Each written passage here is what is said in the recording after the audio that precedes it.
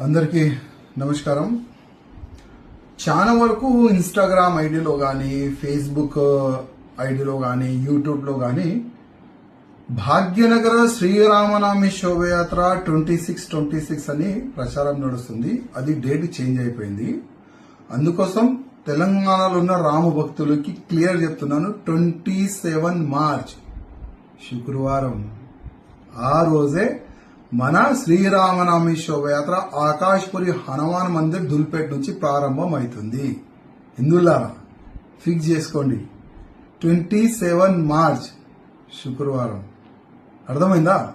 ప్రతి ఒక్క కార్యకర్తలు మీ ఇన్స్టాగ్రామ్ లో గానీ, ఫేస్బుక్ లో గానీ, ట్విట్టర్ లో గానీ, యూట్యూబ్ లో గానీ 27 మార్చ్ కి వెళ్ళాలి. ఆకాశ్పురి హనుమాన్ మందిరం శ్రీరామనవమి శోభయాత్రని ప్రారంభం చేద్దాం.